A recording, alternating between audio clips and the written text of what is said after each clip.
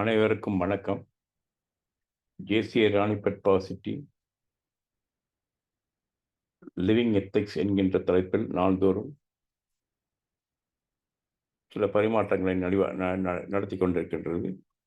அந்த நிகழ்வானது இன்று முறைப்படி துவக்கி வைக்கப்படுகின்றது. The program Living Ethics organized by JC Ranipet Power City today hereby called to order. JC Creed. We believe that faith in God gives meaning and purpose to human life, that the brotherhood of man transcends the sovereignty of nations, that economic justice can best be won by free men through free enterprise, that government should be of laws rather than of men, that earth's great pleasure lies in human personality, and that service to humanity is the best work of life. On behalf of JCA Ranipet Power City, we welcome everybody for this Living Ethics training program. We are delighted to welcome Dr. Gandhi Lenin for accepting our invite and coming forward to conduct these training programs. அனைவரையும் மீண்டும் ஒரு முறை இந்த நிகழ்வுக்கு வரவேற்று Gandhi Lenin அவர்களிடத்தில் இந்த அவையானது முறைப்படி கொடுக்கப்படுகின்றது. சார், உங்களை பற்றி ஒரு சிறிய அறிமுகம் கொடுத்துட்டு you can start proceeding please. Thank you chairman. இந்த இனிய நிகழ்விற்கு தலைமை பண்பேற்றிருக்கின்ற ஜேசி ராணிப்பேட்டை பவர் சிட்டி அதனுடைய தலைவர் ஜேசி டாக்டர் நிரஞ்சன் குமார் அவர்களுக்கும் மற்றும் அதனுடைய செயலாளர் ஜேசி ஜஞ்சை ஸ்ரீராம் அவர்களுக்கும் மற்றும் அதனுடைய துணைத் தலைவராக இருக்கக்கூடிய ஜேசி அலன் மற்றும் கிளை இயக்கத்தின் பொறுப்பாளர்கள் மற்றும் உறுப்பினர்கள் மற்றும் அந்த வழிகாட்டிகளாக இருக்கக்கூடிய இளையகத்தின் வழிகாட்டிகளாக இருக்கக்கூடிய வழிகாட்டிகள் மற்றும் பங்கேற்பாளர்கள் அனைவருக்கும் எனது அன்பான வணக்கத்தை தெரிவித்துக்கிறேன். நான் தமிழ்நாடு மின்வாரியத்தில் முதுநிலை வேதியியலராக சீனியர் கெமிஸ்டா வடசென்னை அனல் மின் நிலையத்தில் பணியாற்றுகின்றேன். கிட்டத்தட்ட 30 ஆண்டுகளாக அனல் மின் நிலைய பணி தொழில் சார்ந்த இது. மற்றபடி மொழிப்பணி நிறையா பண்ணியிருக்கோம். தாய் தமிழ் பள்ளிகள் துவக்கி அதனுடைய பாடத்திட்ட குழு உறுப்பினராக இருக்கின்றேன். முத்தமிழ் அறிவியல் மன்றம் என்று தொடங்கி கிட்டத்தட்ட 16 ஆண்டுகளாக அதை ஆண்டுதோறும் மாணவர்களுக்கு போட்டிகள் பரிசுகள் வழங்கி சிறப்பித்துக் கொண்டிருக்கின்றோம். இது மொழிசார் சிந்தனைக்காக. மற்றபடி நிறைய சமூக சேவைகள், அதாவது விளிம்பு நிலை மக்களாக இருக்கக்கூடியவங்க விழிப்புணர்வு இல்லாமல் படிப்பை பாதியிலே விட்ட மாணவர்களை கிட்டத்தட்ட 450 மாணவர்களுக்கு மேல் அவர்களுக்கு விழிப்புணர்வை ஏற்படுத்தி ஒரு 80% மாணவர்களை பட்டப்படிப்பு, அதுவும் பொறியியல் பட்டப்படிப்பிற்கு அவர்களை தயார் செய்து இன்று நாட்டின் வெளிநாட்டில் பல நாடுகளில் பணியேற்று சிறப்பாக வாழ்ந்து கொண்டிருக்கிறார்கள். அது ஒரு பணி. ஜிசி மன்னார்குடி பவர் அந்த கிளை இயக்கத்தில் உறுப்பினராக சேர்ந்து அதுக்கப்புறம் அதில் 2019 நான் 2017 அதனுடைய தலைவராக இருந்தேன். அப்புறம் 2019 ஜோன் டைரக்டர் மேனேஜ்மெண்ட்டாக இருந்தேன். கிட்டத்தட்ட 6 ஆண்டுகள் ஜோன் டைரக்டர் பொறுப்பில் இருந்திருக்கேன். அதுக்கடுத்து எஸ்எம்ஏ நம்ம ஜிஎஸ்சி சொல்கிறோம்ல, அதுலேயும் நான் இப்போ உறுப்பினராக இருக்கேன். அதுலேயும் பொறுப்புகளில் இருந்திருக்கேன். இதுதான் என்னை பற்றிய சுருக்கமான செய்திகள். நான் என்னை பற்றி நிறைய சொல்லிட்டு வேண்டாம்னு நினைக்கிறேன். பயில பெருகி கசுந்துருகி ஞானம் போற்றும் ஞானம் அவள் கருவறை தொடங்கிய ஆதிமொழியால் கற்போரை உயர்த்திய அன்னை மொழியால் பொன்புகள் அள்ளி கொட்டினால் வங்கக்கடல் மேடு தட்டும் அள்ளி குவித்தால் இமயமலையும் சிறுக்குன்றாகும். நம் அன்னை தமிழை வணங்கி தலைவர் இடையில எதுவும் பேச வேண்டியது இருக்கா? நீங்க யாரும் பேச வேண்டியது இருக்கா? இல்ல சார், அப்படியே தொடரலாம். Okay, thank you. இப்போ இந்த தாய்மொழி சிறப்புனா அவங்க எந்தெந்த மொழி வேணாலும் இருக்கலாம்.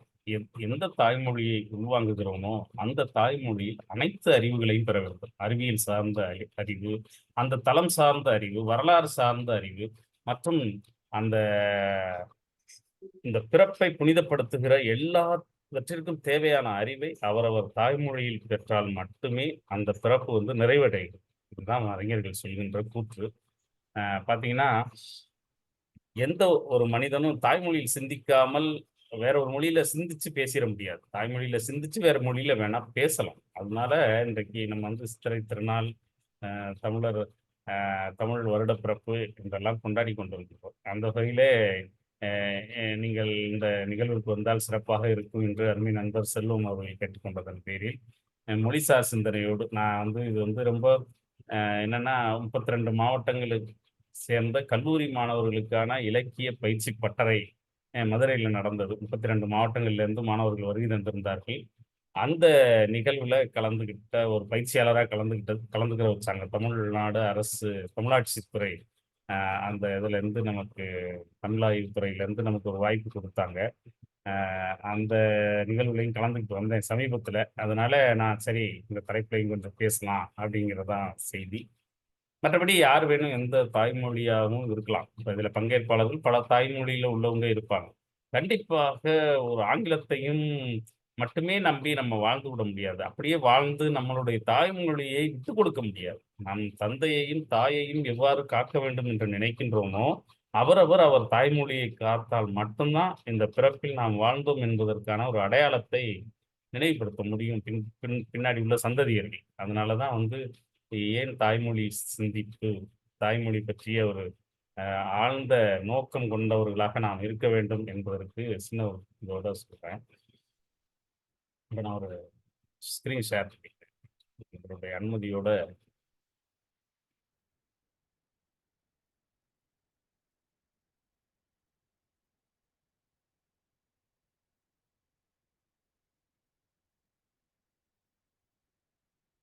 சார் தெரியுதா? படம் தெரியுதா? Yes sir, visible sir. Okay, okay. Thank you.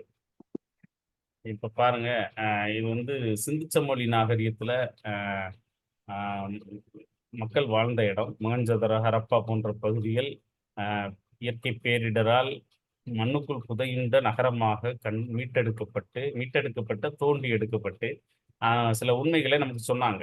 ரொம்ப ஆச்சரியமா இருந்தது. அப்போ அந்த அவங்களுடைய நாகரிக வளர்ச்சிங்கிறது ரொம்ப அபரிமிதமா இருந்தது.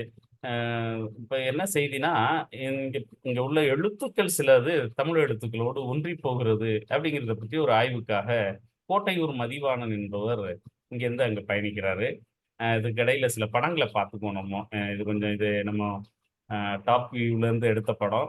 அ அந்த பாருங்க, நேரான வீதிகள், குளிப்பதற்கு தனி குளம், அ குடிப்பதற்கு தனி குளம். அப்பவே உழவர் சந்தை மாதிரியான ஒரு அமைப்பை ஏற்படுத்தி, இந்த சுற்றிலும் உள்ள கிராமத்திலிருந்து கொண்டு வரக்கூடிய பண்டங்களை பண்டமாற்று முறை செய்கின்ற ஒரு சந்தை. எவ்வளவு ஒரு 3500 ஆண்டுகளுக்கு முன்னாடி இவ்வளவு நாகரீக வாழ்க்கையில் மனிதன் வாழ்ந்திருக்கிறான் அப்படிங்கிற செய்திலாம் நமக்கு ரொம்ப வியப்ப தருது. பாருங்க, அந்த கட்டட அமைப்புகள், அந்த செங்கற்கள், அந்த அளவு சுவர்களுடைய அளவுகள், இதெல்லாம் பார்த்தீங்கன்னா, நமக்கு வந்து பூம்புகார்ல கண்டெடுக்கின்ற செங்கல் அளவு, அதனுடைய சுவர் அளவு எல்லாமே ஒத்துப்போகின்றன. அதை சார் தாண்டி சார், நீங்க இந்த ஸ்லைடு வந்து என்ன ஃபர்ஸ்ட் ஸ்லைடு தான் இருக்கு சார். ஆக்சுவலா இது நீங்க ஸ்லைட் ஷோ போட்டு போடுங்க சார். அப்படியா? ஃபர்ஸ்ட் மாறிக்கிட்டு ஸ்லைடு இருக்கு. தான் எனக்கு பேசிட்டு மாறிக்கிட்டு இருக்கு. மாறல. இந்த ஒரு நிமிடம். அப்படியா? இந்த ஒரே ஒரு நிமிடம், ஒரே ஒரு நிமிடம். ஸ்லைட் ஷோ போடுங்க. ஓ! Planners of Indus valley civilisation வரும் சார். ஓகே. இது ஸ்லைட் ஷோ பண்ணுங்க. பண்ணிட்டேனே. ஓ, வருதா இப்போ? ப்ரோசீட். Okay, okay. இப்ப பாருங்க, அந்த கருப்பா மழை பெய்யுற மாரி ஷேடோ பண்ணியிருக்கேன் பார்த்தீங்களா? அதுதான் மொஹஞ்சதாரோ, ஹரப்போ. இப்ப இப்ப தெரியுதா சார்? படம் தெரியுதா? Plan of Indus valley civilization தெரியுது sir. Yes, yes, yes, yes, proceed sir, yes, yes. Proceed. இதுதான் வந்து அந்த நேரான வீதிகள், குளிப்பதற்கு, குடிப்பதற்கு தனித்தனியான குளங்கள், அந்த உழவர் சந்தை மாதிரியான அமைப்புகள் எல்லாம் இருந்தது. மணலை தோண்டி எடுத்ததற்கு பிறகு அந்த சுவருடைய அமைப்புகள். அதே மாதிரி பார்த்தீங்கன்னா, அந்த சுவருடைய அளவுகள், வீடுகளுடைய கட்டமைப்பு எல்லாமே வந்து பார்த்தீங்கன்னாக்கா, பூம்புகார் பகுதியிலயும் எடுத்த மாதிரியான பொருள்களோடு ஒத்துப்போகிறது சிலது, அப்படிங்கிறது தான் செய்தி. பாருங்க, வீதி இரு பக்கமும் வீடுகள் இருந்ததற்கான அடையாளங்கள். இது குஜராத் அந்த லோதல் பகுதியில எடுக்கப்பட்டது. அப்போ அங்கு உள்ள ஹரப்பா பகுதியில எடுக்கப்பட்ட ஒரு செய்தியில பார்த்தீங்கன்னா, அந்த எழுத்துக்கள், வியாபார குறியீடுகள் அது வந்து இருந்தது. இன்னும் சொல்லப்போனா சில இதுல வந்து சில மாற்றங்களையும் பண்ணியிருக்காங்க. இது வந்து இந்த கொம்பு அப்படிங்கிற செய்தி வந்து ரொம்ப அப்பவே நடைமுறையில இருந்திருக்கு. என்னன்னா, சில மீன்களுக்கு வந்து கொம்பு இருந்திருக்கு. அந்த மீன் இனம் அழிந்து விட்டது. இருந்தாலும் அந்த கொம்பு உள்ள மீன் வந்து ரொம்ப பயங்கரமா இருக்குமா மற்ற மீன்களை தாக்கி சாப்பிடுவதில். அதே மாதிரி கொம்பு உள்ள மிருகங்களுக்கு மனிதன் பயப்பட்டான். அதனால தான் இன்னைக்கும் பார்த்தோம்னா அவனுக்கு என்ன பெரிய கொம்பா அப்படின்னா, கொம்பு இருந்த மிருகங்கள் வந்து ரொம்ப வலிமை மிகுந்தது. அத வந்து கடவுளா கும்பிட்ட காலங்களும் இருந்திருக்கு. பார்த்தீங்கன்னா பாருங்க, ஒரு அணிலுடைய சிற்பம் ஹரப்பா பகுதியில கண்டெடுக்கப்பட்டது. அப்புறம் களிமண்ணாலான விளையாட்டு கருவிகள் லோதல் குஜராத் பகுதியில கண்டுபிடிச்சிருக்காங்க. இந்த வட்டம், சக்கரம் இதை எப்ப மனிதன் கண்டுபிடிச்சானோ அப்படியே அப்பவே நமக்கு அறிவியலில் நாகரிக வளர்ச்சி துவங்கி விட்டது. ஓடத் துவங்கி விட்டது. அப்படிதான் சொல்லணும். சக்கரம் தான் முதன் முதலான ஒரு அறிவியல் கண்டுபிடிப்பாக இன்று வரை நாம் பார்க்கிறோம். அந்த வகையில முதன் முதலாக உருவான ஒரு சக்கரமாக இருக்கலாம். உலகில் முதன் முதலாக உருவான ஒரு சக்கரமாக இருக்கலாம் என்றெல்லாம் ஆய்வாளர்கள் இத வந்து காட்சிப்படுத்தியிருக்காங்க. ஏன்னா ஒரு இன்னும் பாருங்க, நிறைய களிமண்ணாலான விளையாட்டு பொருள்கள் லோதல் குஜராத் பகுதியிலே கண்டெடுக்கப்பட்டது. ஒரு காளை மாட்டின் ஒரு எருதனுடைய ஒரு சிற்பம், வெண்கலத்தாலான சிற்பம் கண்டெடுக்கப்பட்டது. அப்போ உலோகவியல் பற்றிய அறிவும் அன்றைய மனிதனிடம் இருந்திருக்கு அப்படிங்கிறது தான். இதுவும் வந்து மொஹஞ்சதாரோ அந்த பகுதியில, பாகிஸ்தான் பகுதியில கண்டுபிடிக்கப்பட்டது. அடுத்து பார்த்தீங்கன்னா, அந்த பெயிண்ட் பண்ண ஒரு பானை, அந்த தாலி சொல்லுவோம்ல, அந்த பானை கடந்திருக்கு லோதல் பகுதியில, குஜராத் பகுதியில. அ அதே மாதிரி அந்த ஊரு க்கு ஒரு தலைவர் இருந்திருப்பாரு. அவரு வந்து அ ஆன்மீகம் சார்ந்த தலைவரா இருக்கலாம், இல்ல ஊருக்கு ஒரு தலைவரா இருக்கலாம். அந்த மாதிரி. அந்த ஒரு தலைவருடைய சிலையும் இருந்திருக்கு. அதை தாண்டி ஒரு நடனமாடும் பெண்ணின் உலோகச் சிலை. அப்ப இந்த மாதிரி உலோகத்தை வடிவமைக்கணும்னா, இதை வந்து ஒரு மெழுகினால் செய்து, சுற்றிலும் களிமண்ணால் மூடி, அத வந்து வெப்பமூட்டும் பொழுது, அந்த மெழுகு உருகிவிடும். அதுக்கப்புறம் அந்த உலோகப் பொருளை உருக்கி ஊத்தும் பொழுது, இந்த மாதிரியான சிற்பங்கள் எடுக்க முடியும். அப்ப இத வந்து ஒரு 3000 ஆண்டுகள், 3500 ஆண்டுகளுக்கு முன்னாடி இந்த தொழில்நுட்பம் வரைக்கும் மனிதன் தெரிந்து வைத்திருக்கிறான். அப்படிங்கிறதெல்லாம் நமக்கு ரொம்ப வியப்பா இருக்குது. அதே மாதிரி நெக்லஸ் லோதல் பகுதியில கண்டுபிடிக்கப்பட்டது. லடாக் லடாக் பகுதியில. அடுத்து வந்து இன்னொரு நெக்லஸ் பாருங்க. அந்த வண்ணமயமான பாசிகளும், அதுல ஓட்டை போடுகிற நுட்பங்களும், அதை கட்டுகின்ற நரம்புகளும் வரைக்கும், கம்பிகள் வரைக்கும் மனிதன் கண்டுபிடித்திருக்கிறான் அப்பவே, அப்படிங்கிறதெல்லாம் நமக்கு வியப்பான செய்திகள். இதெல்லாம் இந்த விளையாட்டு கருவிகள். நாணயங்களை பயன்படுத்தியிருக்காங்க. களிமண்ணாலான களிமண்ணாலான நாணயங்களை பயன்படுத்தியிருக்கிறார்கள் என்கின்ற செய்தி. அந்த நாணயத்தின் சில செய்திகள். அதே மாதிரி குகைகள்ல, மலைப்பகுதிகள்ல அவங்க வந்து வரைந்த ஓவியங்கள், சிற்பங்கள் அதெல்லாம் கண்டுபிடிக்கப்பட்டிருக்கிறது. இதெல்லாம் வந்து அதே மாதிரி பார்த்தீங்கன்னா, அந்த விளையாட்டு கருவிகள்ல அந்த சக்கரத்தோட முக்கியத்துவம். ஒரு மனிதன் ஒரு இடத்துல இருந்து இன்னொரு இடத்துக்கு பொருட்களை கொண்டு செல்வதற்கான ஒரு ஆரம்பகால கண்டுபிடிப்பு வந்து இங்க தான் கிடைச்சிருக்கும் அப்படிங்கிற செய்தி. இதெல்லாம் வந்து செம்மொழி ஸ்லைடு மாறல மாநாட்டுல சார். வெளியிடப்பட்ட இப்போ ஸ்லைடு வந்து plan of city of Indus civilization தான் இருக்குது. ஆஹா! என்னாச்சுன்னு தெரியலையே! இல்ல நீங்க பண்ணும்போது நீங்க அது கிளிக் பண்ணணும். கிளிக் பண்றேனே! எனக்கு மாறிக்கிட்டு இருக்கு. ஆஹா! நிறைய ஸ்லைடு போயிடுச்சு. நீங்க அது மாரி மாறாதப்ப சொல்லிருங்க. இந்த இந்த இது தெரியுதா? இப்போ plan English of plan Indus of வருதா சிட்டி. இருக்கலாம்.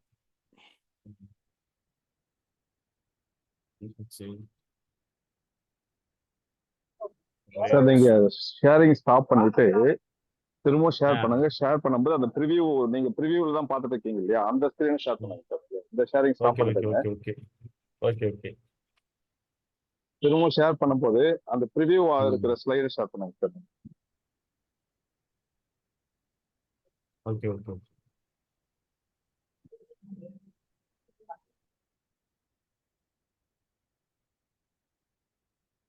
இப்போ பர்ஃபெக்ட் சார். ஒரு இப்போ மாறும். நீங்க மாறும் பாருங்க. இப்போ ஒரு சைட் சேஞ்ச் பண்ணி காட்டுங்க. மாறுதா? மாறுது சார். மாறுது சார். மாறுது. ஓ! அப்போ கொஞ்சம் அந்த விடுபட்ட ஸ்லைட்லேருந்து கொஞ்சம் ஸ்பீடா வந்துர்றேன். இதான் கடைசியா இருந்த ஸ்லைடுன்னு நெனைக்கிறேன். Yes sir. ஓகே. அந்த சுவர், வீதிகள், கட்டடங்கள் இருந்ததற்கான அடையாளம், வணிகக் குறியீடுகள், அந்த விலங்குகள், கொம்பு உள்ள விலங்குகள், அணில் சிற்பம். மாறுதுங்களா சார்? மாறுது. ஐயம்மா ரைட். அணில் சிற்பம், அந்த சக்கரங்கள், கண்டுபிடித்த சக்கரங்கள், விளையாட்டு கருவிகள், ஒரு வெண்கலத்தாலான ஒரு எருதினுடைய சிற்பம், ஒரு பானை, ஒரு தலைவருடைய படம், ஒரு சிற்பம், ஒரு உலோக சிலை, நெக்லஸ், அந்த பாசி மணி கோர்க்கிறது எல்லாமே அப்படி. ஓகே. தமிழ் சிந்து சமவெளி நாகரிகத்துல தமிழ் எழுத்துக்கள் சில கண்டுபிடிச்சாங்கன்னு சொன்னாங்கல்ல. இப்பதான் சில ஒரு கதையை சொல்லணும். கோட்டையின் மதிவாணன் என்பவர் என்ன பண்றாரு, அங்க ஆய்வுக்கு போறார். போயிட்டு அங்கிருந்து எப்படி இவ்வளோ தமிழ் எழுத்துக்களோடு ஒட்டி போகின்ற சிறப்பு லகரங்கள் எல்லாமே இருக்கேன்னு சொல்லிட்டு ஆய்வுக்கு போயிட்டு, அப்ப இந்த மொழியை கத்துக்கிட்டவங்க, இந்த மொழி பேசுறவங்க யாராவது இருக்காங்களான்னு ஆய்வு பண்ணும்போது, அஸ்ஸாம் பகுதியில் காட்டுவாசிகள் எங்கெங்கெல்லாம் இருக்காங்களோ, அங்கங்கெல்லாம் போறாரு அவரு. அந்தந்த பகுதி மாவட்ட ஆட்சித்தலைவர்ட்ட அனுமதி வாங்கிட்டு, அங்க உள்ள அ ஒரு மொழிபெயர்ப்பாளரை அழைச்சுக்கிட்டு, அந்த காட்டுவாசிகளுடைய மொழி தெரிந்த மொழிபெயர்ப்பாளரை அழைச்சுக்கிட்டு அந்த காட்டுக்குள்ள போறாரு. போகும்போது நிறைய செய்திகள் அவருக்கு கிடைக்குது. அப்படி ஒரு இடத்துக்கு அஸ்ஸாம் பகுதிக்கு போகும்போது, "இது எங்களுடைய எழுத்துக்கள். நீங்க எப்படி உரிமை கொண்டாடுறீங்கன்னு" சண்டைக்கு வந்துட்டாங்களாம் அந்த காட்டுவாசிகள். அப்போ தான் தெரிஞ்சது சில எழுத்துக்கள் இங்கும் பயன்பட்டிருக்கு. என்ன செய்தின்னா, செம்பியன்கண்டியூர், மயிலாடுதுறை பக்கத்துல. அங்க ஒரு கற்கோடாரி கண்டுபிடிக்கிறாங்க. அதுல அந்த எழுத்துக்கள் எப்படி சிந்து சமவெளி நாகரிக எழுத்துக்கள் அந்த கற்கோடாரியில இருக்குங்கிறது வரைக்கும் ஆய்வு இன்னைக்கு கலிபோர்னியா பல்கலைக்கழகத்துல அதனுடைய ஆய்வாளர்களோடலாம் தொடர்பு நமக்கு. அவங்க வந்து ஒரு கருத்தரங்குல பேசும்போது நானும் அந்த கருத்தரங்குல கலந்துக்கிட்டேன். அப்போ எழுத்துக்கள் எப்படி இந்தியா முழுக்க விரவி இருக்கிறது. அப்ப தமிழன் அங்க பயணித்திருப்பானா? அங்கு வாழ்ந்திருப்பானா? அப்படிங்கிற ஒரு ஆய்வுக்கெல்லாம் உட்படுத்தப்பட்டிருக்கிறது. அத உறுதிப்படுத்தியும் இருக்காங்க. அப்போ அப்படி போகும்போது அந்த மக்களோட அவங்க சண்டைக்கே வந்துட்டாங்களாம். இந்த எழுத்துக்கள் எங்களுக்கு உரியது, இறைவனுக்கு உரிய எழுத்துக்கள் என்றெல்லாம் பேசி, அவங்க சண்டைக்கே வந்துட்டாங்களாம். அப்புறம் போன மொழிபெயர்ப்பாளர் வந்து, "உங்களை பற்றி ஆய்வுக்காக தான் வந்திருக்காரு. உங்களுக்கு நல்லது பண்ண வந்திருக்காரு" அப்படின்னு சொல்லி, அவங்கள சமாதானப்படுத்தி, அப்புறம் 2, 3 நாட்கள் அவங்களோடு தங்கியிருந்து, இலைதழைகளை மட்டுமே கட்டிக்கொண்டு ஆடைகளாக வாழுகின்ற மக்களோடு இருந்தேன் அப்படின்ற செய்திய சொன்னாரு. அதை தாண்டி சாப்பாடு போடும்போதெல்லாம் பார்த்தோம்னா, பெரிய வாழை இலை இருக்காதாம். வாழை இலை ஒத்த தேக்கு இலையும், வாழை இலையும் கலந்தா எப்படி இருக்குமோ, அந்த மாதிரியான இலையை கொண்டு வந்து வச்சு, முறத்துல சோறு போட்டாங்களாம். முறத்துல கொண்டு வந்து சோறு போட்டு, அங்கே உள்ள காடுகளிலே விளையக்கூடிய காய்கறிகள்ல குழம்பு செய்து, அதில கொண்டு வந்து ஊத்துனாங்களாம். அப்பதான் நெனச்சாராம், "ஆஹா! இது வந்து தமிழன் தான் இருந்திருக்கான். அவன் தான் இப்படி முறத்துல சோறு போடுவான்." அப்படின்னு சொல்லி அவர் நெனச்சுக்கிட்டாராம். அத அப்படி சொன்னாரு அவரு. இன்னும் நிறைய செய்திகள் பகிர்ந்துக்கிட்டாரு. அவர் ஆய்வுக்கு போய் நேரம் கருதி நம்ம கொஞ்சம் அ நான் கொஞ்சம் விரைவா முடிச்சுக்கிறேன். இந்த எழுத்துக்கள்ல சிலது பாருங்க. தா, தி, சிறப்புலகரம் இதெல்லாம் அங்க எடுக்கப்பட்ட எழுத்துக்கள். இன்னுமே நமக்கு காட்சிப்படுத்தப்பட்டிருக்கிறது. இதெல்லாம் அங்கு உள்ள தமிழ் எழுத்துக்கள். சிந்துச்சமொழி நாகரிகத்துல. சரி. இப்போ ஒரு செய்திக்கு வருவோம். இப்ப பாருங்க, உலகத்திலேயே வந்து ஒரு தலைமை பண்பு மிக்க ஒரு தலைவனை யார் வந்து சொல்ல முடியும்? அப்படின்னா, அந்த அ டாப் மோஸ்ட் சொல்றோம்ல. உயர்ந்த அளவுல ஒரு 5 இடங்கள்ல உள்ள ஒரு மன்னன்னா ராஜராஜ சோழன். ஏன்னா, ஒரு காலத்துல வந்து ஆழமான கடல்ல ஒரு கப்பல் போகிறது, ஒரு நாவாய் செல்கிறது, ஒரு படகு போகிறது அப்படின்னா, அது ராஜராஜ சோழனுடைய கப்பலாகத்தான் இருக்க முடியும். ஏன்னா, ஆழத்திலும் செல்லக்கூடிய ஏன்னா ஆழம் அதிகரிக்க, அதிகரிக்க கப்பல் கீழ இறங்கி முழுந்தி போயிடும். அப்ப முழுந்தாத அளவுக்கு பெரிய கப்பலாக அவன் வடிவமைக்க வேண்டும். அந்த அளவு திறன் படைத்தவனாக இருந்திருக்கிறான். அந்த அளவு பெரிய ஆளுமையாக இருந்திருக்கிறான். உண்மையிலே அவனுடைய அ அந்த சாதனைகள்லாம் ஒண்ணொண்ணும் பார்க்கும்போது ரொம்ப பிரமிப்பா இருக்கு. இன்னைக்கு கங்கை கொண்ட சோழபுரம் ஒரு இடத்துல இருக்கு. இப்ப நம்ம அடுத்து ஒரு படத்த பார்க்க போறோம். இதான் கங்கை கொண்ட சோழபுரம். இந்த இடத்துக்கு போனோம்னா, அங்க உள்ள நந்தி பார்த்தோம்னா, அ வெளியில இருக்கு. அந்த நந்தியினுடைய நெற்றி வந்து 45 டிகிரி சாய்வு கோணத்தில வைக்கப்பட்டிருக்கிறது. அந்த சூரியன் வந்து எந்த மூலையில், எந்த பகுதியில் இருந்தாலும், அந்த நெற்றியில் பட்டு கருவறையில் உள்ள லிங்கத்தின் மீது அந்த ஒளிச்சிதறல் போய் படுகிறது. நம்ம சாதாரணமா கருவறையிலேருந்து பார்த்தோம்னா, அந்த லிங்கம் சாதாரணமா கருப்பா, கல்லா தான் தெரியுது. ஆனா, முதல் தளத்திற்கு சென்று சிறப்பு ஏற்பாட்டின் பேரில் மேலே சென்று பார்த்தால், ஒரு கண்ணாடி வைத்து ஒளிரூட்டினால் எப்படி இருக்கும்? அந்த மாதிரி அந்த லிங்கம் மிளிர்கிறது. மேலேருந்து பார்க்கும்போது தான் அது தெரியுது. அப்பதான் சொன்னாங்க, அது வந்து சந்திரகாந்த கல். ஒரு அ சூரிய ஒளியையோ, நிலவின் ஒளியையோ ஈர்க்கக்கூடிய சக்தி படைத்தது அது, அந்த கல். அது வந்து நேரா பார்த்தோம்னா, நேர் அலைகள் மோதும்போது அது சரியா தெரியாது. பக்கமாக இருந்து பார்த்தால், அந்த ஒளிச்சிதறல் நல்லா தெரியும். அந்த ஒளிர்வது நல்லா தெரியும். அந்த அலைகளை ஈர்க்கக்கூடிய தன்மை படைத்த கல்லால் ஆனதுங்கிற செய்திலாம் சொல்றாங்க. அது மேல ஒரு சின்ன ஒரு வட்டம் அந்த லிங்கத்தை பார்ப்பதற்காகவே இருக்கிறது. யாராவது போனீங்கன்னா, சிறப்பு ஏற்பாட்டுல அதற்கு வந்து அறநிலையத்துறையில சிறப்பு அனுமதி பெற்று முதல் தளத்திற்கு சென்று பார்த்தால், அந்த ஒரு வியப்பு தெரிகிறது. இது ராஜேந்திர சோழன் கட்டியது. என்ன செய்தினா, இதற்கு முந்தைய செய்தியை பார்க்க வேண்டும். கங்கை கொண்ட சோழபுரம். இது என்னது கங்கை எங்கேயோ இருக்கு. சோழபுரம் எங்கேயோ இருக்கு. தஞ்சாவூர்ல இருக்கு. இது என்ன 2க்கும் வடமாநிலத்திலிருந்து கங்கை எவ்வளோ தூரம் இருக்கு வடமாநிலத்தில இருக்கு. இவங்க தஞ்சாவூருக்கு பக்கத்துலயும் இல்லாம கொஞ்சம் தூரத்துல வச்சு என்ன செஞ்சிருக்காங்கன்னா, வடமாநிலங்களுக்கு போர் தொடுத்து செல்லும் பொழுது அங்குள்ள படை வீரர் இங்கேருந்து போன படை வீரர்கள் அங்க போரிட்டு வென்றுருவாங்க. ஆனா, இங்க வந்து கொஞ்ச நாள்ல ஏதாவது நோய் அவங்கள தாக்கி 2, 3 மாதங்களிலே இறந்து விட்டார்கள். என்ன காரணம்னு வைத்தியர்கள கேட்கும்போது, அங்குள்ள நுண்கிருமிகள் இங்க வந்து இவங்கள தாக்கிடுச்சு. அந்த தண்ணீர் தான் அங்க குடித்த தண்ணீரே தொடர்ந்து குடிச்சுக்கிட்டு இருந்தாங்கன்னா, இந்த நோய் வந்திருக்காது. இங்க வந்து குடித்த தண்ணீரும் ஒத்துக்கல அவங்களுக்கு அப்படிங்கிற செய்தி சொல்லவும், சின்ன சின்ன குட்டி குட்டி நாவாய் அப்படி சொல்லுவோம்ல, சின்ன சின்ன படகுகள்ல தண்ணீர் கொண்டு வந்திருக்காங்க. கங்கையிலேருந்து தண்ணி கொண்டு வந்து அங்கே பொன்னேரின்னு ஒரு குளம் இருக்கு. அந்த குளத்தில நிரப்பியிருக்காங்க. நிரப்பி சுற்றிலும் வந்து குடியிருப்புகளை அமைத்திருக்கிறார்கள். போர் வீரர்களுக்கான குடியிருப்புகள். எப்ப வடமாநிலத்திற்கு போருக்கு சென்று வருகிற படை வீரர்கள் அங்கு தங்கி, அந்த கங்கை தண்ணீரை ஒரு 3 அல்லது 4 மாதங்கள் குடித்து, இந்த தண்ணீரையும், தஞ்சாவூர் தண்ணீரையும் மாற்றி மாற்றி குடித்து பழகிவிட்டு தான் தஞ்சாவூர் வந்தாங்க. அப்படிங்கிற செய்திலாம் இருக்கு. இன்னமும் அந்த பொன்னேரி இருக்கிறது. அந்த வீடுகள் கட்டியிருந்த தடம் இருக்கிறது.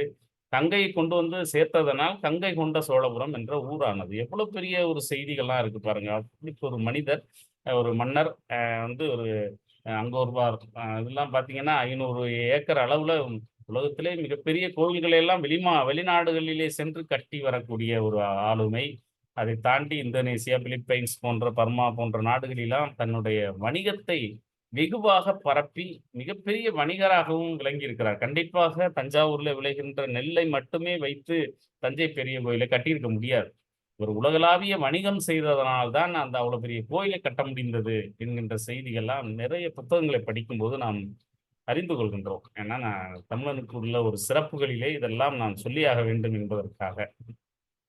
இது பாருங்க, மதுரை மீனாட்சி அம்மன் கோயில். இதனுடைய அந்த தூண்கள் தெரிகிறது அல்லவா? அங்கதான் வந்து தமிழ்ச்சங்கத்தின் மூலம் திருக்குறளுக்கு அங்கீகாரம் வழங்கப்பட்ட இடம். திருக்குறளுக்கு அங்கீகாரம் பொற்றாமரை குளம் அதனுடைய அ வடகிழக்கு மூலை அதில தான் வந்து அதற்கான அங்கீகாரம் வழங்கியிருக்கிறார்கள். அந்த செய்திக்காக கொண்டு வரேன். இப்ப என்னன்னா, பாவேந்தனுடைய வரிகளைத்தான் நம்ம எடுத்துக்கொண்டு இன்றைய லிவிங் எத்திக்ஸ்.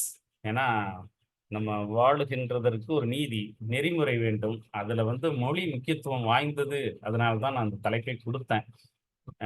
தமிழ் உயிருக்கு நேர். நீங்க எந்த தாய்மொழியாக இருந்தாலும் அது உங்களுக்கு உயிருக்கான நேர் பொருளாக எடுத்துக்கொள்ளுங்கள். புனல் சூழ்ந்து வடிந்து போன நிலத்திலே புதிய நாளை மனித பைங்கூழ் முளைத்தே வகுத்தது மனித வாழ்வை இனிய நற்றவிலே நீதான் எழுப்புனை. கண்டிப்பாக அந்த மொழியை யாரும் அழித்து விட முடியாது. அந்த மொழியே அவற்றை காத்துக்கொள்ளும் என்கின்ற செய்தியை அவர் பதிவிட்டிருக்கிறார் பாவேந்தர் அந்த வரிகளோடு. ஒரு சின்ன வரலாற்று செய்திகள்ங்கிறத விட ஒரு அறிவியல் சார்ந்த சிந்தனையோடு மனிதன் பயணித்திருக்கிறான் அப்படிங்கிற செய்தியை நம்ம பார்க்கணும். மண் திணிந்த நிலனும் நிலநேந்திய விசும்பும் விசும்பு தைவர் வழியும் வலித்தைய இயத்தியும் தீமுரணிய நீரும் என்றாங்க ஐம்பெரும்பூதத்து இயற்கை. அதாவது இன்னைக்கு வந்து நம்ம ஒரு ஜீனி எப்படி கிறிஸ்டல் உண்டாகி ஜீனின்னு மண்ணு மாதிரி அதுக்கு எதுவும் அச்சலம் கிடையாது. கிறிஸ்டலைசேஷன். அது மாதிரி மண் திணிந்த நிலனும் நிலத்துக்கு மேல உள்ள விசும்பு ஆகாயம். எவ்வளவு தூரம் எவ்வளவு அது வந்து கேலக்சி சொல்றோம்ல, அதான் விசும்பு ஆகாயம். விசும்பு தைவரு வழியும். இது என்னதுன்னா, நமக்கு 240 கிலோமீட்டர் வரைக்கும் தான் வளிமண்டல காற்று இருக்கிறது. அதாவது நமக்கு உயிரை தரக்கூடிய ஆக்சிஜன் இருக்கிறது. வலித்த எய்ய தீயும், அந்த ஆக்சிஜனை எடுத்துக்கொண்டு எரிகின்ற தீயும், முரணிய நீரும். தீக்கு எதிரி யாரு? நீர். தீ முரணிய நீரும் என்றாங்கு ஐம்பெரும் பூதத்து இயற்கை. இப்படி 5 கூறுகளாக உலகத்தை பகுப்பாய்வு செய்து தந்த ஒரு மொழி நம்மளுடைய தமிழ் மொழியாகத்தான் இருக்க முடியும். ஏன்னா, இந்த மாதிரி யாரும் கூறு போட்டு சொன்னதில்லைன்னு வெளிநாட்டு அறிஞர்களே வந்து இதை அப்படியே உடலோடும் ஒப்பிட்டு சொல்கிறார்கள். இந்த ஐம்பூதங்கள் தத்துவங்களை உடலோடும் ஒப்பிட்டு மருத்துவ குறிப்புகளும் இருக்கு. அதை பற்றிய சில செய்திகளும் நாம் பார்ப்போம். ஐயா, இன்னும் எத்தனை நிமிடங்கள் எடுத்துக்கொள்ளலாம்? 15 minutes, sir. 15 மினிட்ஸ் எடுத்துக்கலாம். ஓகே. ஆமா. ஓகே. ஞாயிற்று மண்டலம் அஞ்ஞாயிற்று பறிப்பும் பறிப்பு சூழ்ந்த மண்டிலமும் வழிதிரிதரு திசையும் வரிது நிலையிய காயமும். அதாவது சூரிய மண்டலத்தை எவ்வாறு வந்து பிரித்து சூரியனை சுற்றி எத்தனை கோள்கள் இருக்கிறது என்றெல்லாம் வந்து ஆய்வு செய்து பதிவிட்டிருக்கிறது புறநானூற்று வரிகள். இவை வந்து நம்ம வந்து அப்போல்லாம் வந்து அறிவியல் கருவிகள், கண்டுபிடிப்பு கருவிகள்லாம் அவ்வளவு இல்லை. இருப்பினும் பார்த்தீங்கன்னா எவ்வளவு துல்லியமாக 9 கோள்கள் எல்லாமே சொல்லி கொடுத்துருக்காங்க பாருங்க. இதெல்லாம் வந்து ஒரு பெரிய ஒரு இன்னைக்கும் வியப்பை தருகின்ற ஒரு செய்தி. வீரமாமுனிவர் கூட சொல்லுவார், இவ்வளவு அறிவியல் செய்திகள் பொதிந்த இலக்கியங்கள் வேற உலகத்துல வேற எங்குமே கிடையாது அப்படிங்கிற செய்தியை சொல்லியிருப்பார். நட்சத்திரம் மற்றும் கோள்கள் நீல நிற விசும்பின் வலன் ஏர்வு திரிதரும் நாள்மீன் விரா கோள்மீன் போல பட்டினப்பாலையில சொல்லப்பட்டது. அந்த நட்சத்திரங்கள் பற்றிய செய்திகளை, இரவில் நட்சத்திரங்கள் எவ்வாறு மின்னுகிறது என்கின்ற செய்தியையும் நமக்கு பட்டினப்பாலையில சொல்லியிருக்கிறாருங்க. அதை தாண்டி நிலம் தீ நீர் வழி விசும்போடு ஐந்தும் கலந்த மயக்கம் உலகம் தொல்காப்பியத்திலே சொல்லப்பட்ட வரிகள். இதெல்லாம் ஐம்பூதங்கள் நிறைந்ததான் உலகம் அப்படிங்கிற செய்தி. ஐம்பூதம் நன்மையும் தீமையும் கருவலர் வான திசையில் தோன்றி ஒருவரிவாரா ஒன்றன் ஒளியும் உந்துவழி கிளர்ந்த ஊழல் ஊழியம் செந்திச் சுடறிய ஊழியும் பணியோடு தன் பெயர் தலையிய ஊழியும் அலையில் நுண்முறை வெள்ள மூழ்கியார் தருவு உள்ளீடாகிய இருநிலத்தாளியும். இதோட சுருக்கமா நான் சொல்லிடுறேன். ஒரு பூதத்தோட தொடர்புலதான் இன்னொரு பூதங்கள் இருக்கும். ஒரு பூதத்தோட ஒரு கிளர்ச்சி தான் இன்னொரு பூதத்தை உருவாக்கும் அப்படிங்கிற. இப்ப புயல் வந்துட்டா மனிதன் வந்து எப்ப பயப்பட்டானா, எப்போ வந்து காற்று வந்து புயலாக மாறியதோ அப்ப பார்த்து பயந்தான், காற்றை பார்த்து பயந்தான். அத பூதம் தான்.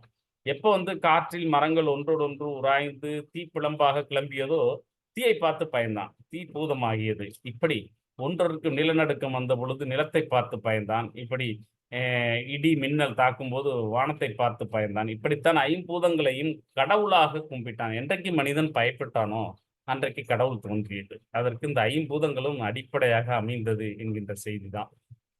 கரு உண்டாதல் மற்றும் வளர்ச்சி இதெல்லாம் வந்து ரொம்ப நுட்பம் சார்ந்த செய்தி. கருவை ஒளிந்தவர் கண்ட நாள்மூ ஏழு குருடன் உடலில் பொருந்தும் மற்ற ஓரார் திருவின் கருக்குழி தேடி புகுந்து அங்கு உருவம் இரண்டாக ஓடி விழுந்தது. ஒன்றும் இல்லை, 10 மாதங்களில் இந்த மைட்டாசிஸ் மியாசிஸ் எல்லாம் படிச்சிருக்கோம் பாருங்க. ஒரு செல் 2 ஆகிறது, 2 செல் 4 ஆகிறது, 4 செல் 8 ஆகிறது. இது அப்படியே வரிகளுக்கு கொண்டு வந்து சொன்ன செய்தி தான் இது. எப்படி கரு உண்டாகுது அப்படிங்கிற செய்தி. அதையெல்லாம் அணு பற்றிய செய்திகள் தான் இன்னும் அருமையா இருக்கும். இந்த நம்ம இலக்கியங்கள்ல படிக்க படிக்க அப்படியே இதெல்லாம் நான் மாணவர்களுக்கு சொல்ல சொல்ல அவர்கள் வந்து ரொம்ப வியப்பானாங்க. ஓ, இவ்வளவு இருக்கா, தமிழ்ல இவ்வளவு அறிவியல் செய்திகள் இருக்கா அப்படிங்கிறதெல்லாம். சிகத்தை எல்லாம் அணுவளவும் சிதறா வண்ணம் சேர்த்து அணுவில் வைப்பை அணுத்திரளை எல்லாம் மகத்துவமாய் பிரமாண்டமாய் செய்யும் வல்லவா நீ நினைத்தவாறே எல்லாம் அப்படிங்கிறத தாய்மானவர் அடிகள் வந்து அணு பற்றிய செய்திகளாக சொல்லியிருக்கிறார். ஏன்னா அணு பலது சேர்ந்துதான் ஒரு திரள் வருகிறது. பல திரள்கள் சேரும்போது தான் அங்கு வந்து ஒரு நிகழ்வு நடக்கிறது என்றெல்லாம் அதை சுருக்கமாக கூறியிருக்கிறார். திருவாசகம் கண்ட விண்ணியல் அறிவு பாருங்க.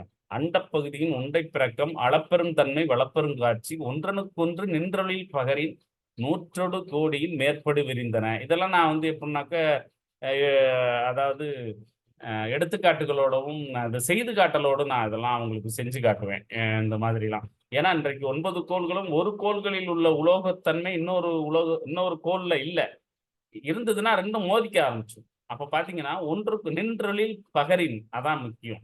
ஒன்றனுக்கொன்று நின்றலில் பகரின். பூமிக்கு வந்து மோதிர மாதிரி பக்கத்துல ஏதாவது கோள்கள் வந்து அதே மினரல்ஸ் அதே தாதுக்களோட இருந்துச்சுன்னா நேரா வந்து நம்ம பூமி மேல மோதிரும். இப்ப என்னன்னா நேரா வந்தா கூட விலகி சென்றும். காந்தம் ஒரே துருவங்கள். சார் நான் பேசுறேன் கேக்குதா? சார் பேசுற கேக்குதா? யாராவது ஆன்சர் பண்ணுங்க. கேக்குது சார். சார் கேக்குதுங்க சார். இடையில ஒரு சின்ன டிஸ்டர்பன்ஸ் வந்து அதுல நான் கன்ஃபியூஸ் ஆயிட்டேன்.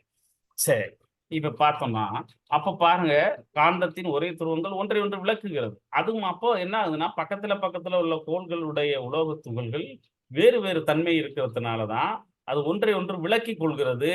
ஒரு குறிப்பிட்ட இடைவெளியில் நீள்வட்ட பாதையில் அப்படி சுற்றி வருகிறது என்றெல்லாம் நாம் வந்து ஆய்வு பண்ணி பார்க்கிறோம். அப்போ வந்து அதை எப்படி ஒன்றனுக்கொன்று நின்றலில் பகருங்கிற வார்த்தையை வந்து ஒரு 12ஆம் நூற்றாண்டுல 14ஆம் நூற்றாண்டுல சொல்ல முடிஞ்சதுங்கிறதா நமக்கான ஆச்சரியங்களாக இருக்கிறது. இன்னைக்கு வந்து நம்ம வந்து நியூட்ரினோ தொழிற்சாலை பத்தி கேள்விப்பட்டிருக்கிறோம். பூமிக்குள் 27 கிலோமீட்டர் 2 வட்டங்கள் போட்டுருவாங்க. பூமிக்குள்ள துளையிட்டுருவாங்க. இதுக்கு இடம் வந்து எல்லா இடத்துலயும் போய் இத பண்ணிற முடியாது. திரிபுரால பண்ணாங்க. அங்க கொஞ்சம் எதிர்ப்பாயிடுச்சு. இப்ப நம்ம தேனி பக்கத்துல பண்றோம். என்னன்னா, சூரிய ஒளியானது ஊடுருவாம சூரிய ஒளியிலிருந்து வரக்கூடிய நியூட்ரினோங்கிற இப்ப இந்த புரோட்டான், நியூட்ரான், எலக்ட்ரான் சொல்றோம்ல. அதே மாதிரி நியூட்ரோ அப்படிங்கிற ஒரு துகள் வந்து நம்ம பூமியையும் ஊடுருவி அந்த பக்கம் போகுது. ஆனா பூமியை ஊடுருவாத மலைப்பகுதி சிலவற்றை கண்டுபிடித்து, அவற்றில் இந்த மாதிரியான ஒரு ஏற்பாட்டை செய்கிறார்கள். 27 கிலோமீட்டர் சுற்றளவு கொண்ட 2 குகைகள் அமைக்கிறாங்க. இது வந்து ஒரு காட்சிப்படுத்தப்பட்டது தரைக்கு மேல உள்ளது இல்ல. தரைக்கு உள்ள உள்ளது உங்களுக்கு இப்ப பாருங்க. இந்த மாதிரி இருக்கும். அந்த குகையோட அமைப்பு. இப்ப இந்த சாதனத்துல என்ன பண்ணுவாங்கன்னா, சூரிய ஒளியிலிருந்து ஒரு ஒளிக்கற்றையை எடுத்து இதுக்குள்ள அனுப்புவாங்க. அனுப்பி அந்த நியூட்ரினோ வந்து அத வந்து மோத விடுவாங்க. எவ்வளவு ஆற்றல் கிடைக்கிறது, அந்த எவ்வளவு நாள் அந்த சூரியன் உருவாகி எவ்வளவு நாள் ஆச்சு, இன்னும் எவ்வளவு நாள் இருக்கும், எல்லா ஆய்வும் பண்ண முடியும். மிகப்பெரிய ஆற்றல் சார்ந்த ஒரு ஆய்வுக்கெல்லாம் நம்ம செல்றோம்னா, இன்னைக்கு அணு வந்து அந்த அளவுக்கு வந்து ஆய்வு மேற்கொண்டிருக்காங்க. ஆனா, இதை அன்றே மனிதன் வந்து யோசிச்சிருக்கான். அணுக்களை பற்றி யோசிச்சிருக்காங்கிறதுக்காக உங்களுக்கு இந்த அறிவியல் செய்தியை காட்டுகிறேன். இதுதான் வந்து அந்த சூரிய ஒளியை இது வழியில நியூட்ரினோ துகளை அனுப்பக்கூடிய அந்த கன், அந்த துப்பாக்கி சொல்றோம்ல, அது மாதிரியானது உள்ளே அனுப்பி 27 கிலோமீட்டர் சுற்றளவுல அந்த துகள்கள் பயணிக்கும்போது, ஒரு இடத்துல மட்டும் 2 துகள்களை ஒன்றோடு ஒன்று மோத விட்டு, அவற்றை ஆய்வு செய்வதற்கான நியூட்ரினோ தொழிற்சாலை இப்ப தயாராகிக் கொண்டிருக்கிறது. செய்தியாக. ஆமா. அணுத்துகள் பற்றிய இலக்கிய செய்தி இன்னொன்னு பாருங்க. அணுவில் அணுவினை ஆதி பிரானை அணுவில் அணுவினை 1000 கூறிட்டு அணுவில் அணுவை அணுக வல்லார்கட்கு அணுவில் அணுவை அணுக்களும் ஆமே. திருமந்திரத்துல சொல்லப்பட்ட அணுக்கள். அதாவது அணுவை ஒன்று பிளத்தல் பற்றிய செய்திகள் வரைக்கும் நமக்கு இருக்கு. அணுக்கரு பிளப்பு மற்றும் இணைவு நியூக்ளியார் ஃபியூஷன் பத்தி படிச்சிருக்கோம்ல. அது கம்பராமாயணத்துல. சாணினும் உள்ள ஓர் தன்மை அணுவினை சதகூறிட்ட கோணினும் உளன் 100 பங்கு பங்கிட முடியும் அணுவை அப்படிங்கிற செய்திய ஒரு அணுவை 100ஆக வந்து பிரித்து பார்த்தல் அதான் வதைப்படலத்துல சொல்லப்பட்ட செய்தி. அதை தாண்டி பாருங்க 6ஆம் அறிவு உள அறிவியல். ஒன்றறிவதுவே உற்றறிவதுவே, இரண்டறிவதுவே அதனோடு நாக்கே, மூன்றறிவதுவே அதனோடு மூக்கே, நான்கறிவதுவே அதனோடு கண்ணே,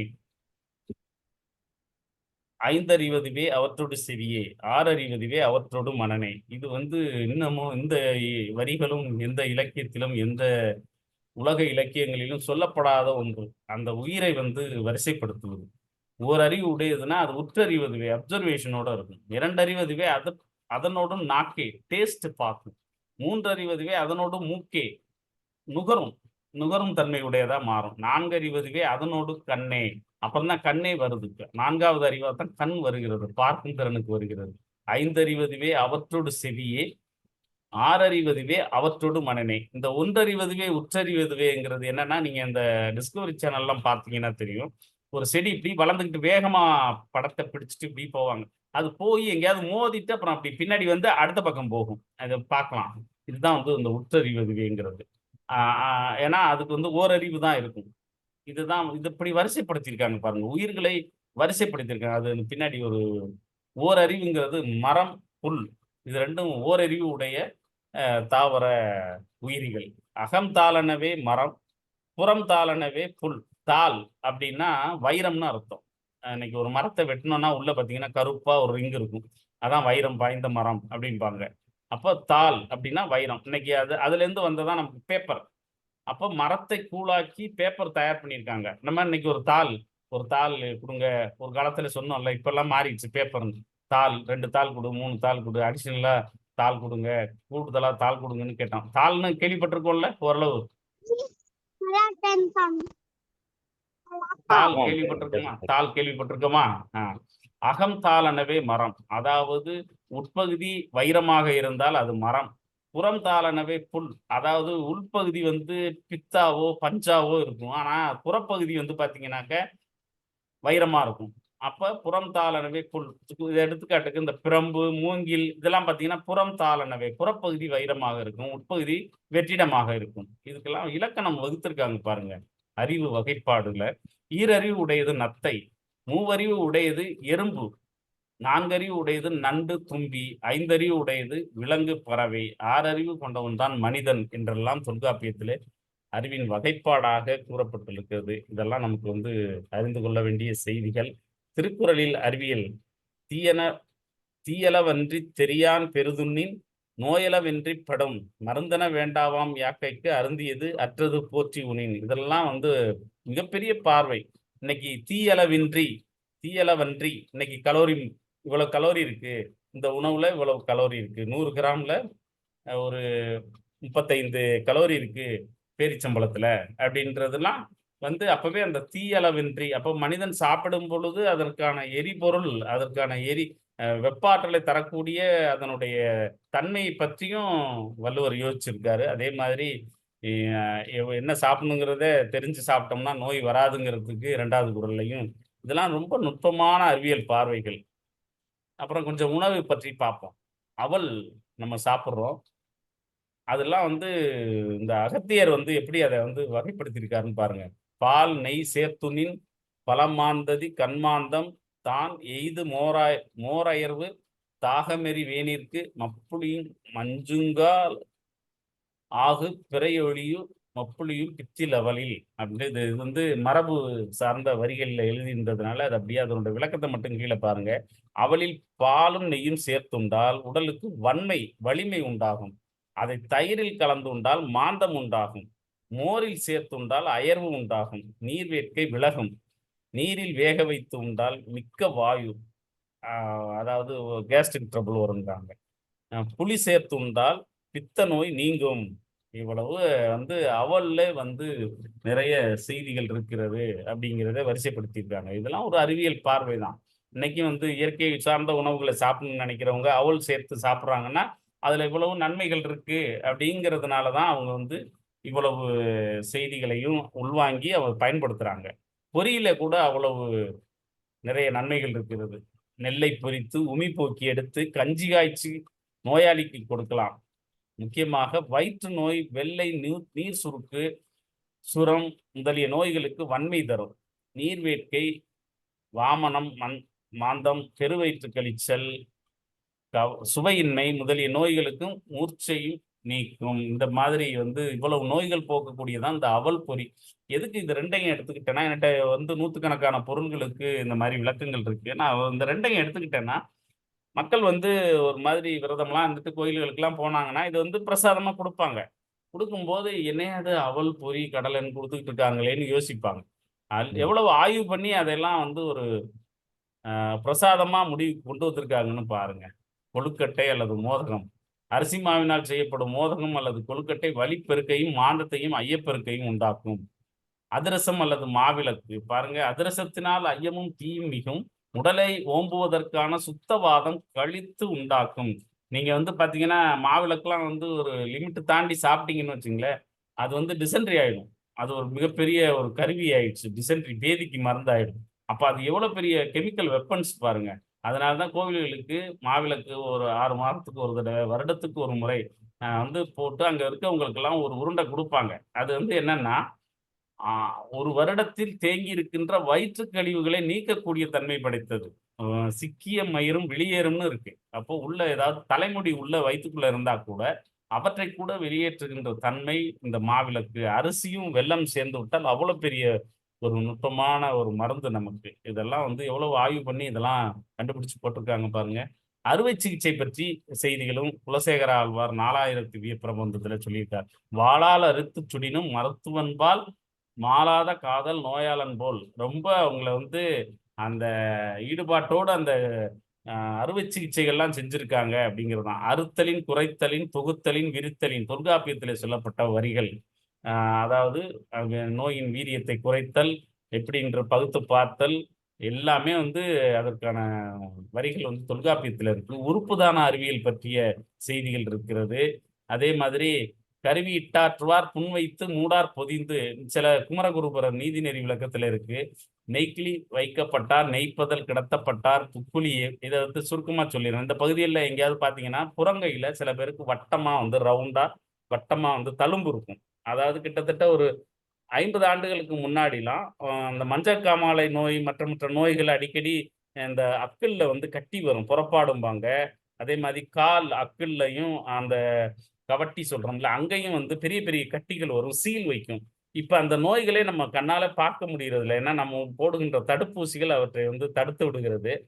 ஆனால் ஒரு காலத்தில் இது வந்து பெரிய தொல்லையா இருக்குன்னு சொல்லி இவங்களே என்ன பண்றது, நல்ல ஒரு இந்த ஊதுகுழாய் சொல்றோம்ல இரும்புல, அது போல உள்ள ஒரு இதை நல்லா பழுக்க காய்ச்சிட்டு அதை கையிலையோ நெஞ்சிலையோ வச்சிருவாங்க. அது புண்ணாகி சீல் பிடித்து உடம்பில் உள்ள இறந்து போன வெள்ளை அணுக்களை வெளியேற்றுகின்ற பணியை செய்து கொண்டிருந்தது அப்படிங்கிற செய்தியெல்லாம் இதுல சொல்லப்பட்டிருக்கு. அதாவது சூட்டுக்கோள் மருத்துவம், இதுதான் அது சூட்டுக்கோள்.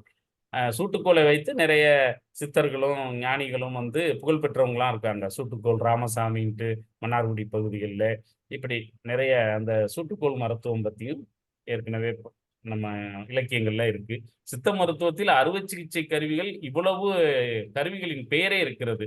கத்தி, சத்திரம், கவின், குரும்பி, வாங்கியம், முக்கவா, தன்னுடன் முள்வாங்கியும் எல்லாமே வந்து எல்லாமே கருவிகளுடைய பேர். இவ்வளவு கருவிகள் இருக்கிறதுங்கிறதே நமக்கு ரொம்ப ஆச்சரியம். புண்ணுக்கு பஞ்சு பயன்படுத்தி இருக்கார்கள், அந்த செய்தி இருக்கிறது புறநானூற்றிலே. மருத்துவவியல்ல வந்து யுத்த காண்டத்துல வந்து யுத்த காண்ட மீட்சியில வந்து பாத்தீங்கன்னா மருத்துவவியல் சார்ந்த செய்திகள், அதாவது ஒரு அந்த உணர்வுகளை காந்தமாக ஒரு மனசுல இருந்து இன்னொரு மனசுக்கு பாயிருது அப்படிங்கிற செய்திகள்லாம் அதுல இடம்பெற்றிருக்கு. வெள்ளிக்கோள் மழையின்மை காட்டி வெள்ளி தென்புலத்துறைய விளைவயல் பள்ளம் வாடிய பழனில் காலை. நம்ம வெள்ளி இப்ப கண்ணால பாக்குறோம், தென்பக்கமா அது நகர்ந்துகிட்டே போயிடுச்சுன்னா பள்ளத்தில் விளைந்திருக்கக்கூடிய செடி கொடிகள் கூட வாடி போயிடும். அந்த ஆண்டு மழைகள் இருக்காது, மழை பொழியாது அப்படிங்கிற செய்தி தான் அது. அதே மாதிரி வெள்ளிக்கோள் மழையின்மை காட்டி அதே செய்தி தான் வேறொரு இலக்கியத்துல. வானியல் பற்றிய அறிவுகள் நிறைய வந்து பார்த்தீங்கன்னா, ஆகாயம் அஞ்ச அகன்மேருவை அணுக்கும் மாகால் வழங்கு சிறு தென்றல் வர நின்ற. அதாவது விசும்புல குறிப்பிட்ட உயரத்துக்கு மேல ஆக்சிஜன் இருக்காது. அதுக்கு மேல போச்சுன்னா எந்த பொருளும் கீழே வராதுங்கிற செய்தி வரைக்கும் நமக்கு வந்து சொல்லப்பட்டிருக்கிறது வானியல் அறிவியல. அந்த வரிது நிலை ஈய காயமும் அதான் புறநானூற்றில சொல்லப்பட்ட செய்தி. நம்ம இப்போ வந்தாங்கல்ல, நம்ம செயற்கைக்கோள்ல வந்து இறங்குனாங்க பாருங்க. அப்போ அந்த ஆக்சிஜன் இருக்கிற பகுதியில வரும்போது தான் ரொம்ப ஆபத்தானது. ஏன்னா 27,000 கிலோமீட்டர் ஸ்பீட்ல வரும் பொழுது அந்த உராய்வுல அந்த கலனை எரிந்து விடும். அப்போ அதை எரியாத அளவுக்கு அதனுடைய உணவுப் பொருள்கள்லாம் மாற்றி அதில் வந்து தன்மையோடு கொண்டு வந்து இறக்கி கடலில் இறக்கி அதை வந்து குளிர்ச்சிப்படுத்தி தான் அப்புறம் நம்ம வந்து வெளியிலே கொண்டு வர்றோம் ஆட்களை. அந்த அளவுக்கு வந்து அந்த ஆக்சிஜன் இருக்கிற பகுதியில வரும்போது தான் நம்ம கவனமாக இருக்க வேண்டியது இருக்கு. கடல் நீர் மழையாக மகிழ்ச்சி. நேரமின்மை காரணமாக தொடர்ந்து நான் முடிச்சிடறேன் கடைசி ஸ்லைடு நானே முடிச்சிருப்பேன். நானே இந்த தேங்க்யூ கடல் நீர் மழையாக. Time is over actually, please hold on. Due to positive of time, நேரம் குறைவாக இருக்கின்ற காரணத்தினால் மதுரை மார்க்கத்தில் உடைய தமிழ் அப்படியே பொழிந்து திறனதுக்காக ரொம்ப சிறப்பாக இருந்தது. இதை பற்றி ஒருத்தர் மட்டும் ஃபீட்பேக் கொடுக்கணும். பாஸ்கர், உங்கள் ஃபீட்பேக் கொடுங்க. நீங்கள் ஃபுல்லாக இருந்திருக்கீங்க, மதுரை தமிழில் பேசினா ரொம்ப நல்லா இருக்கும். ஸோ உணர்வுபூர்வமாக உங்கள் ஃபீட்பேக் கொடுப்பீங்கன்னு சொல்லிட்டு நம்பி please give you feedback. Sir, ஒரு காலேஜில் ஸ்கூலில் வந்துட்டு நம்ம தமிழ் ஆசிரியருடைய அந்த தமிழ் இலக்கியங்கள்லாம் கேட்டு நம்ம வந்திருக்கிறோம். அதோட நீங்கள் வந்து ஃபுல்லாக சயின்டிஃபிக்காக எல்லாத்தையும் வந்து ஒரு குரூப்போட எல்லாம் கொடுத்துருக்கிறீங்க. அது மிக்க ரொம்ப சிறப்பாக இருந்தது. நன்றி சார். நன்றி நன்றி நன்றி நன்றி. Nice sir. ஆக்சுவலி ரொம்ப யாமறிந்த மொழியில் தமிழ் மொழியை போல் ஒரு சிறந்ததொரு மொழி இல்லை என்பதற்கு உகந்தது போல நம்ம எண்ணம் எப்படியோ அந்த மாதிரி செயலும் நடக்கும். இந்த தமிழ் புத்தாண்டில் இந்த மாதிரி ஒரு கோயின்சிடன்ஸாக இந்த மாதிரி தமிழ் பற்றி ஒரு ஆய்வு கொடுத்து அறிவியல் பூர்வமாக தமிழ் உள்ள சிறப்புகளை கொடுத்தீங்க சார். ரொம்ப சிறப்பு, ரொம்ப நல்லா இருந்தது கேட்குறதுக்கு.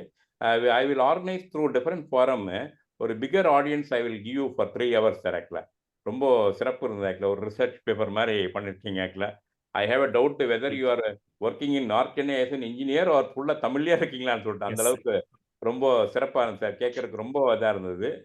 ஏகப்பட்ட கூற்றுகள், புறநானூறு, அறநானூறு, சிலப்பதிகாரம், இதெல்லாம் திருக்குறள் நிறைய சொன்னீங்க சார். ஆக்சுவலாக கேட்கறதுக்கு ரொம்ப சிறப்பாக இருந்தது.